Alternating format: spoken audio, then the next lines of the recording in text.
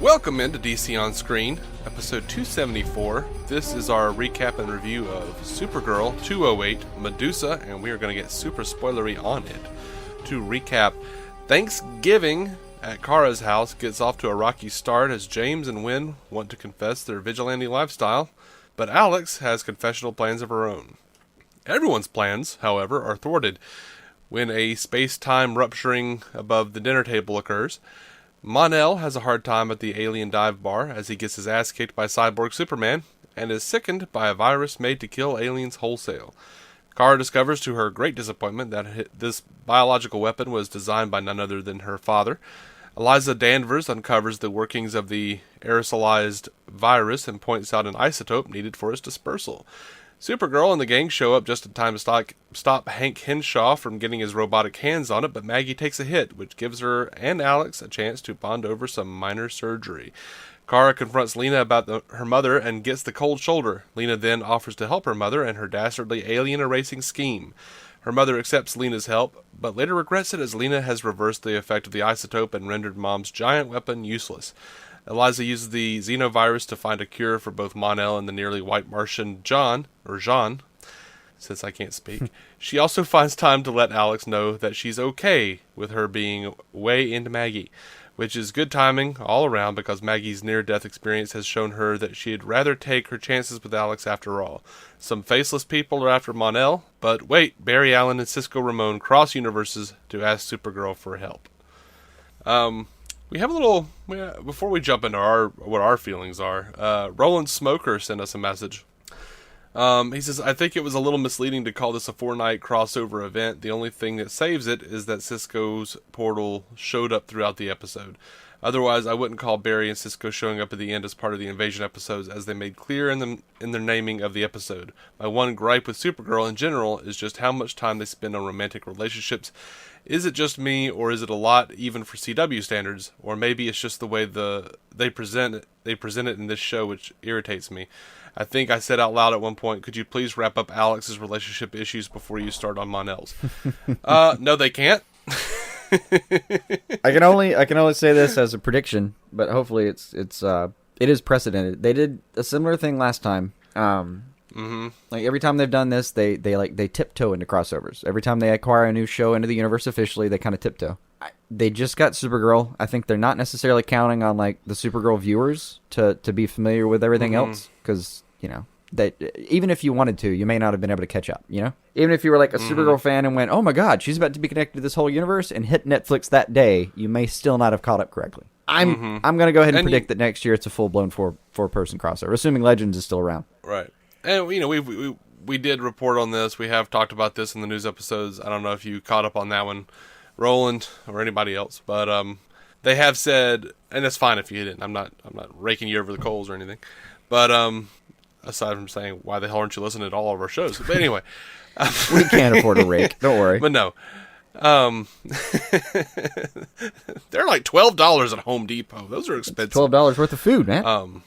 $12 worth of action figure. But anyway, no, they did say they did like a full-blown 2-part episode pretty much last time, 2 or 3, whatever it was, and they didn't want to go all the way into 4 because of how hard it is to do. So yeah, that's what it was. It was a 2-part crossover that led into Legends. This time is a 3-part crossover that involves one of the other shows. Yeah. And plus, the other reason, though, was that this episode was the mid-season finale for Supergirl. Yeah. So they didn't want to devote, like, their mid-season finale to the invasion. Which is a little ad hoc. I mean, they could have scheduled that slightly differently. I mean, there's no reason they couldn't have, like, bumped up the time frame on Supergirl Lives, maybe, and gotten her in there. But maybe there's some logistical consideration I don't know about. But it worked out. I'm not really hating on it. Yeah, I would have loved to have seen more of them in Supergirl, but it is an entirely different universe. And God, she was so good on the rest of the shows. Yeah. As for not wrapping up Alex's thing before they start dealing with Mon-El's, I think they kind of did. Well, he's right. They did overlap them. Like, Mon-El was already asking after Kara as of last episode. So we had all that. And then even this episode where she's doing the, like, do you like me? By the way, she has the subtlety of a broken bulldozer. Hey, you don't like me, do you? I mean, come on, man. I've never seen anyone actually approach it that way. I mean, I admit it's efficient, but they were already going into the Mon-El car thing, and they hadn't quite wrapped up Alex and Maggie. They did overlap. I admit it's. I think he's right. Even for CW, I think it's a lot. I think thematically it works to have the Alex thing going on at the same time as the Mon-El thing, because in a societal sense, in a lot of ways, and in their own minds, they're both not supposed to like the people they like, and they're both trying to deal with that. So I think the idea being that Alex is, brave enough to come out and dig Maggie, and therefore Mon-El should be, strong enough to openly like Kara. Right. You see what I'm saying? Because Daxamites and Kryptonians, I can't say their names, Kryptonians, aren't supposed to be into each other. Yeah, I with Mon-El, I don't feel like that's going to be a big deal for him for at least not for long, even if it is. But I don't think it'll wind up being as big of a deal as the idea of like her being stronger than him, because he seems like kind of a macho dick. He just seems like a bit of a slut. I haven't really assigned him many other characters so far.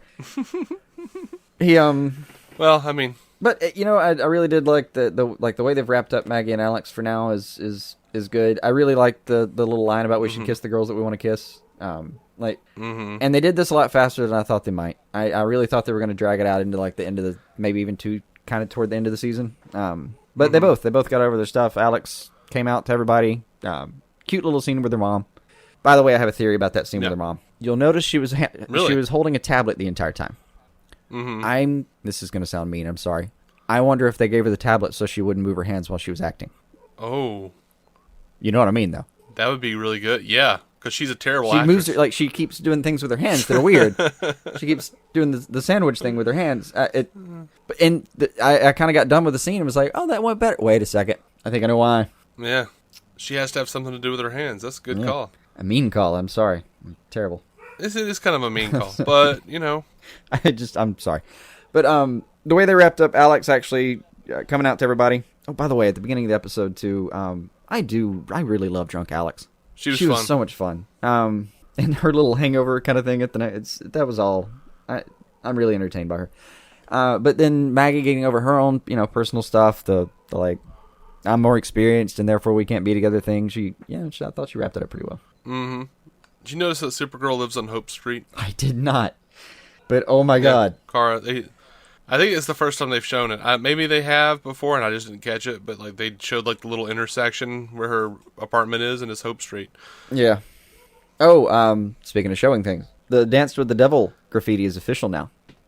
Oh, did you see it? I didn't see when that. When Mon-El is trying to get everybody out of the bar, it's in the doorway. Nice. That's awesome. I don't know what the hell that means, other than it's a neat phrase. But I mean, it means damn. It doesn't mean a damn thing, but it's a neat phrase, and they finally worked it into the show. I was annoyed by this. You really hit it off with Mon-El. Like Mon-El comes in, he's introduced to Eliza. And I actually did. They walk away talking. Kara talks to Alex for a second, and then goes back to Eliza and says, "You really hit it off with Mon-El." 38.4 seconds between Eliza meeting Mon-El and the point where she looks over and says, "You really hit it off with Mon-El." He was already over on the couch, not talking to Eliza. Yeah, they really hit it off. Yeah. I was still just happy with the line, "I have to hear about this science. What is science?" And apparently he immediately just ignored whatever she said and went and sat down on the couch. Great, yeah. I do know guys that do that. Like, they do the thing like, "Hey, tell me about everything," and then like 2 seconds into the conversation, they're completely off somewhere else. Like literally, physically off somewhere else. Like, dude, how do you like you hit on people with ADD? It's weird. Mm-hmm. So is Cal-X dead? Because that would be extremely sad. I assume it would be. I was sad about that too, and I'm hoping that he's just repairable. I am hoping, because she looked sad about it too. Mm-hmm. It's just I really liked Cal-X. He was A, neat, and B, pretty damn good bit of CGI. I thought he always looked good. I just kind of wanted Tyler Hoechlin to show up and be like, "What? Oh my God! What happened did you to do? him? What? This is not okay, Kara. This is not okay. This is my best friend. I thought James was your best, Jimmy." And no, Jimmy's not my best This friend. was my real one. Kalex was my best Yep. friend. It was his sweet voice that nursed me from a child. Oh, God. It's going to be like when Crypto gets taken out and whatever happened to the Man of Tomorrow. Oh, man, don't mention that. That would still hurt me. I don't know. As much as your dog's been barking, I don't think I can get sad over a dog right now anyway. Those poor guys are having trouble. I have to sanction them in like one section of the house. They've got a whole half of my house right now. It's not like they're caged. But the narrative is my neighbors have lost a football in the backyard and we're tooling around back there. So, yeah. Sorry about the dogs, guys. Don't. It would have been worse if I'd done anything else. Like, I can't put them any further away from me. Well, we all got stuff, man. You know. Oh, so there's a give and a take with Hank this week. Mm-hmm. Great line. Your parents' legacy is not death and destruction, Kara. It's you. Awesome. Yep. Great. Absolutely. Fantastic. Wonderful line. And then there's the stupid thing where he's like standing in the doorway all repaired after some stupid line about a common enemy. I don't know. It was weird. It really was like, and we wrapped everything up. Oh, and John's fixed too. It just seems so like, just so damn quick and shoehorned and weird. It was like the way they wrapped up almost everything was annoying. Yeah. Like Jean's fixed and Mon-El's fixed and Happy annoyingly days ahead. Kara just decided not to tell him what he said when he was all crazy, and also annoyingly he didn't remember what he said. Yeah, I know. But he probably does. There was just, like, I enjoyed the crap out of the episode, but then there was, like, that couple of minutes right there. I'm like, whoa, hold on now. Hold on. Slow your ass down. You need to wrap this shit up right. Mm-hmm. But Hank gives more than he takes. Man, that White Martian fight was great. It was fun. I really It liked was fun. I was actually annoyed by the awful grate on Henshaw's metal skull. Like, he had just this weird, like, awful helmet-looking thing over that. I'm like, how do you think that makes it better than your metal skull? And I know the real answer is that the metal grate that he put on top was, a practical effect that was cheaper than the CGI they needed to make the skull. Yeah. I mean, I totally get it. You had to afford all those retries from Vibe almost getting in there, but not quite. Mm-hmm. Yeah. Oh, I laughed at myself, really, because I looked down and, you just kind of look over your notes before we start doing this, and I look down and there's one line that just says, Maggie's down! Yeah. I don't know. Apparently that's all I thought to put was, Maggie's down! Exclamation part. That's funny. That's all I had for it. Oh, you know what line I actually liked is when Mon-El woke up and he was still dying. Mm-hmm. And he told Supergirl, you look beautiful with the weight of all those worlds on your Oh, shoulders. yeah. That was fantastic. That was a good line. That really was. Like, I swooned a little. I was like, oh my. Oh, Mr. Beauregard. Oh, we didn't talk about Lena at all. They had a fun little thing with her. Like, I did the same thing. It's been kind of the theme this week is like given and taking a line or given and taking an action. Like her little line about you're not going to do this, are you, or something like that. And it's why not? I'm a Luther. Dumb. But I was super mad about the line because I thought that's really what they were doing with her right now. So I admit they got me. Like I was willing to believe that the show was going to make that misstep with like Lena's going to go work with her mom and try to impress her mom and all that stuff. I didn't, but I was spoiled. I had no spoilers, and I thought they might actually do something that stupid. So when they said that, I was already thinking, oh my god, it's gonna be even worse than I thought. But no, I like this. I like the Lena actually. Like she makes the virus inert. She basically folds the whole plan herself. Mm-hmm. I dig it. I like to think that I would have figured that out, or whatever. But I was spoiled. I saw it online. Yeah. No spoilers. I was perfectly happy to. Well, not happy, but I was perfectly ready to give up on it and go, oh my god, this is what I'm in for. Shit, it's gonna be terrible. Yeah, I did like her mom being like, I didn't know you believed in the cause. Yeah. I don't know why, but that just felt so right to me. Right. That line. A line from John I liked. You're finally right, Henshaw. I am a monster. Yeah. That was good. That was good. One I didn't like. You may be a cyborg, but you're no Superman. Blah. Mm-hmm. Why is he even calling himself Cyborg Superman unless he is acting like Superman in a cape with the Superman outfit on. I don't want to hear him talk about how he's Cyborg Superman. Why is he Cyborg Superman? They never did make that make a lot of sense. I think it's the last thing I got, but I did really like her. Kara talks to her dad there at the fortress and just kind of learns that like her dad was a weaponizing jerk. You know, I thinks he's doing the right thing, I guess. But I imagine a lot of people that design weapons probably don't think they're being evil. It's like, but yeah, like there's this theme where she just keeps realizing that her parents were kind of dicks, and more than that, they like helped. Well, the way she puts it is like, now your perfect weapon is in the hands of my enemies. And the part that kind of made me, I don't know, the reason the line got me was she like shrugs and turns the screen off, and it's like you could see her just going like, there's another fucking parent I can't trust. This is bullshit. Yeah. Which I liked Jean's take on it. And he was like, no, they were doing what they had to do to save your people. I don't understand. Yeah, and it's something that's always been like philosophically a point I enjoy about Superman and in this case Supergirl stories, any kind of super stories. You've got like, especially the Superman, Supergirl, like the Kryptonians here, kind of family are very like hope driven people, right? Mm-hmm. They want to like solve everything as non-violently as possible. And there's a ton of stories about them like shutting down a weapons manufacturer or shutting down Lex's, newest, greatest weapon and all that kind of stuff, right? Mm-hmm. You see all this stuff there where it's like they're trying to enforce peace. But what's always, and it's fascinating to me, is that they're just giant living weapons. They're like, the world's deadliest weapon is trying to shut down every other weapon.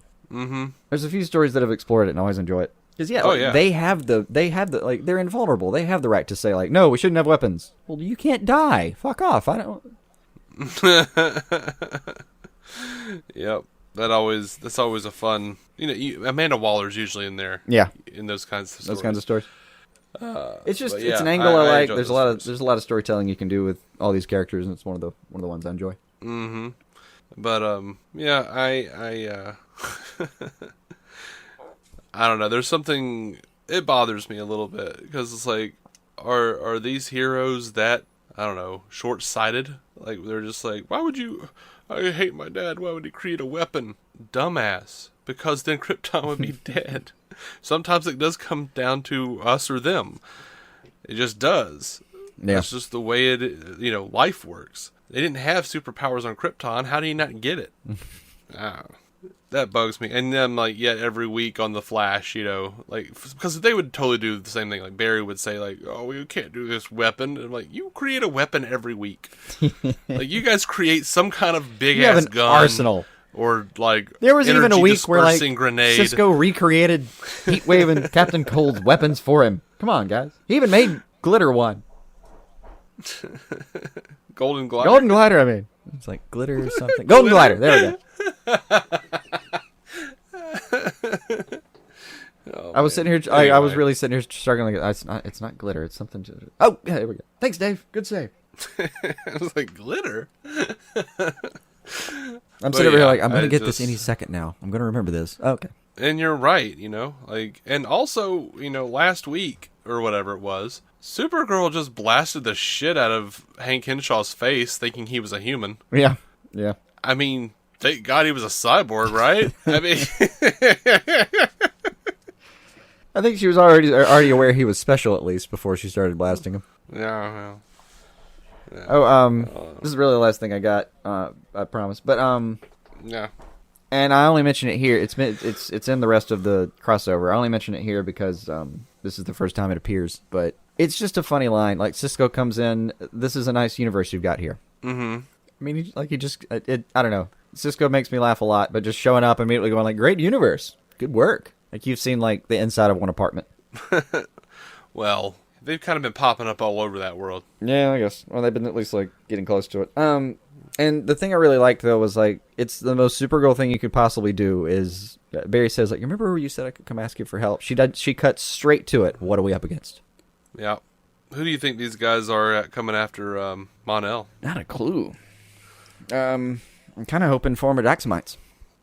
So I saw some people online were conjecting that it might actually be from his little, whatever, because he mentioned Warworld earlier, and they noted that the ship was yellow and looked kind of like the some of like the Warworld ship, I was happy to proposed that Mon-El was supposed to be here on a mission from Daxam, and those are fellow Daxamites coming back to get him because he's gone off book. Interesting. Just throwing it out there. Maybe. We don't know shit. Yeah, I don't know.